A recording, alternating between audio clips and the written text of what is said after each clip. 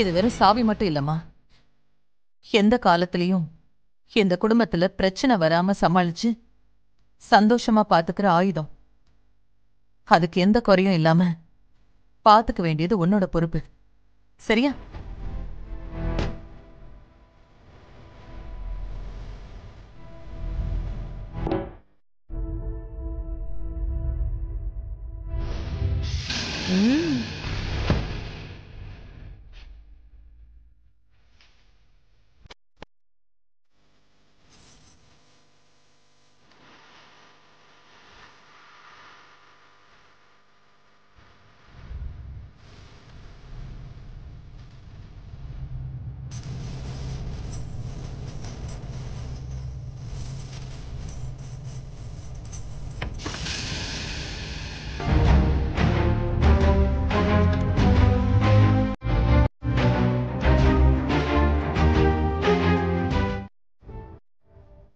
மா என்னடா பாருங்க.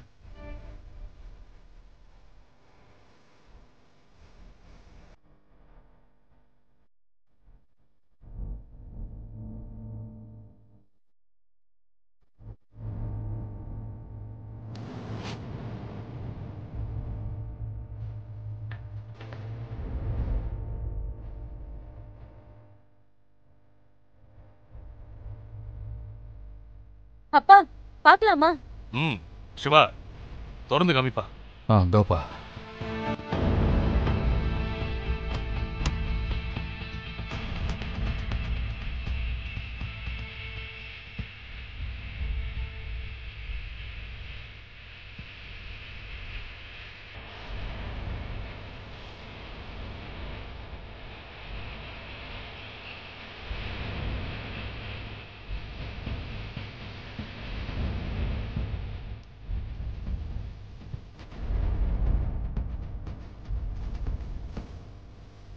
அடப்பாவிகளா, இவ்வளவு நகை இருக்கிறது தெரியாம போச்சு.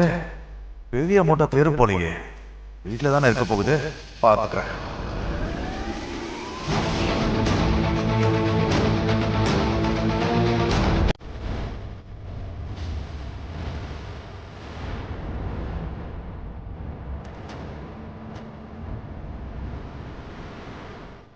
ராசு, எல்லாம் சரியா இருக்கா? எண்ணி பாத்தியா? செக் பண்ணியாச்சு பாட்டி, எல்லாம் சரியா தான் இருக்கு. மை காட், சூப்பரா இருக்கு. ரொம்ப ரேரான கலெக்ஷன். அப்பப்ப இதெல்லாம் கடையில போய் வாங்கறது இல்ல. நகைய வாங்கி உருக்கி ஆசாரி கிட்ட கொடுத்து செஞ்சது. அத்தனையும் சொக்க தங்கம்.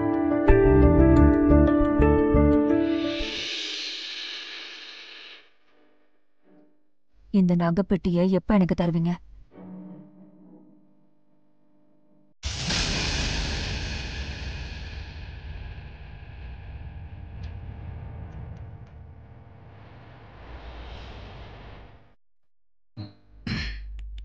ஒரு 4 நாள் பொறுத்துக்க, கொண்டு வந்து தரேன். எதுக்கு 4 நாள்? 4 நாளா பொறுக்க முடியாது, நாளைக்கே கொடுக்கணும்.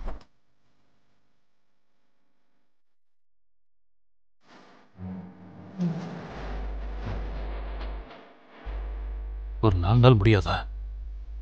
நான் தான் சொல்றேன்ல, பொறுத்துக்க.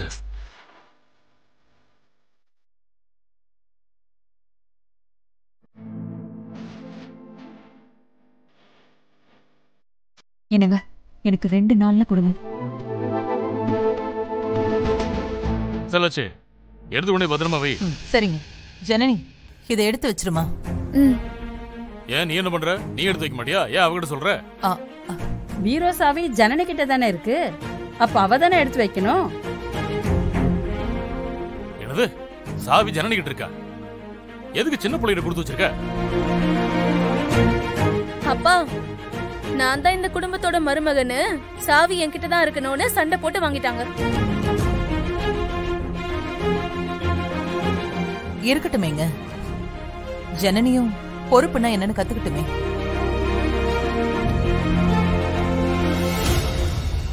ஜனனி, சாவி அம்மாட்ட கொடு.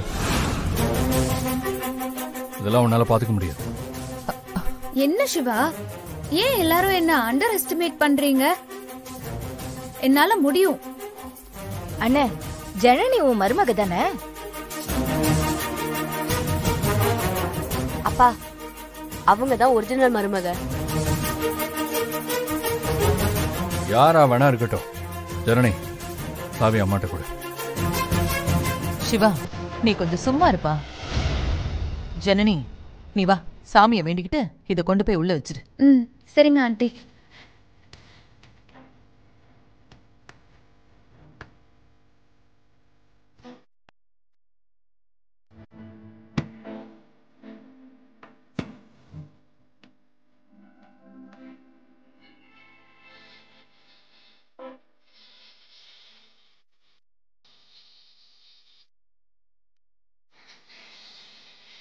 போம்.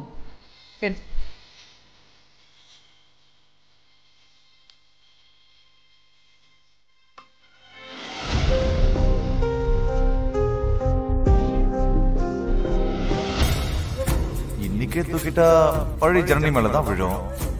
சாவி இல்லாம திறக்க முடியாது. எப்படியும் அந்த சாவியை எடுத்துடணும். அற்புதமா இருக்கு. அம்மளை ஏதாவது சிக்கல் பண்ணுனா எப்படியாச்சும் மிரட்டி வாங்கிடணும். மொத்தமும் நமக்கு தான்.